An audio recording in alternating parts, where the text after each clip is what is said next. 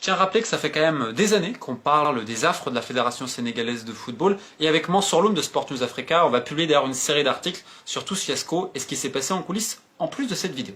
Donc on va parler évidemment des dirigeants comme je le disais, puisque comme on l'avait expliqué, le secrétaire général de la Fédération, Abdoulaye Sow, c'est lui le patron. Le président Abdoulaye Fall, non. Il n'arrive pas à diriger sa fédération. Les dernières réunions du comité exécutif étaient houleuses. Elles se sont terminées parfois par des flots d'insultes, notamment pour des problèmes de primes, de représentation, d'ego. Le comité exécutif au sein de la Fédération sénégalaise de football, c'est la guerre. Et en fait, à un moment donné, ils ont fait front commun suite à la CAN et les affaires juridiques qui ont pu suivre. Sauf qu'en fait, c'était de façade. Et donc, avant de partir à la Coupe du Monde, il y avait déjà des tensions. Dans le même temps, comme je le dis, le patron, c'est le secrétaire général. Et lui ne voulait pas de Pape Thiaw. Donc en fait, c'était vraiment un reculon. Or, comme Sport News Africa l'avait révélé pendant cette Coupe du Monde, Pape Thiaw, il n'avait pas de contrat. Pas payé depuis 5 mois. Et c'est même pire que ça. En fait, la fédération voulait nommer Hervé Renard. Donc ils attendaient la moindre erreur de Pape Thiaw, sauf que bon, vous avez vu ce qui s'est passé sur la dernière CAN, pour essayer de ramener Renard. Et ça, tout le monde est au courant, même les décideurs tunisiens. Sauf que, en fait, ils peuvent pas. Mais il va y avoir des problèmes déjà lors de la préparation. Pape Thiaw et ses représentants, à un moment donné, vont hausser le ton en disant que la situation doit être régularisée. Sachant qu'on essaie de passer plus haut par des contacts politiques. Et on fait comprendre à Pape Thiaw, mais si tu prends pas l'avion, il n'y a pas de souci, on va appeler Hervé Renard. Donc, grosse tension déjà avant de partir.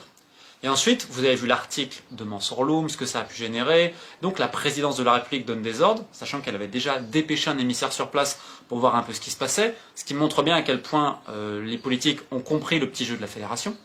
Et donc on a essayé de régulariser ça. La veille de la rencontre face à la Norvège, Pape Thiaw dit en conférence de presse, c'est bon le contrat. Donc on a l'impression qu'à 48 heures, il suffit qu'un article soit publié pour qu'enfin ça agite en coulisses. Sauf qu'en réalité, c'était pas vrai. Le contrat, c'était pas totalement terminé. En fait, il l'attend. On est à peu près à 6-7 heures avant la rencontre face à la Norvège. Toujours rien. Et là, ses représentants et Pape Thiaw disent non mais on n'en peut plus. Donc là, il menace de faire ses valises. C'est-à-dire que 6 heures avant le match, on a un sélectionneur qui ne sait pas s'il va être sur le banc, parce qu'en gros, il dit mais alors, trop c'est trop. Toujours pas de contrat, pas payé depuis 5 mois, enfin il n'y a rien. Donc il commence à faire ses valises. Donc, branlement de combat à l'hôtel. En gros, c'est vous imaginez la honte intersidérale que ce serait si le Sénégal se présente sans son sélectionneur dans quelques heures. Sachant qu'il y avait déjà eu l'idée de faire une conférence de presse à Dakar avant pour expliquer tout ça. Et la fédération, elle craint une seule chose, c'est l'image. Parce que tous les business qu'elle fait en coulisses, elle veut que ça reste en coulisses. Elle veut que personne n'en parle. Donc là, on propose un contrat. C'est l'ironie. Ils ont soigneusement ajouté une clause, je crois, de quart de finale. En gros, s'il n'y a pas de quart de finale, ce sera dehors. Évidemment, c'était pas prévu comme ça. Donc, imbroglio, ça part très très loin, l'ambiance est vraiment très tendue, notamment entre le secrétaire général et Pape Thiaw. Et 5 heures à peu près avant le match, il va enfin signer son contrat et donc partir pour diriger le match face à la Norvège.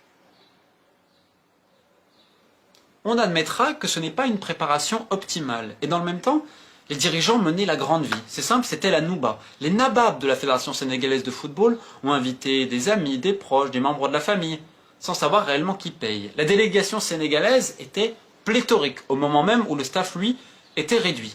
Et on a vu les dirigeants, les joueurs, ils les ont vus, en belle compagnie, les bouteilles millésimées, les cadeaux, les ci, les là. Pendant quelques jours, en fait, ça a surpris même le personnel de l'hôtel, entre l'arrogance de certains dirigeants, la manière dont ils parlent au petit personnel, et les joueurs qui voyaient ça. Certains jeunes, notamment, se sont dit, mais attendez, vu ce qu'ils font, bon bah nous. Donc certains ont fait le mur, dans les quartiers libres, il y en a qui ont commandé les fast-food, parce qu'il y a aussi le problème en est de la nourriture, parce que le cuisinier qui était là au tout début, ensuite il était plus là, finalement ils ont pris une chef, suite à l'article, enfin, c'était n'importe quoi comme on l'a vu, parce qu'après on va rajouter un deuxième analyste vidéo.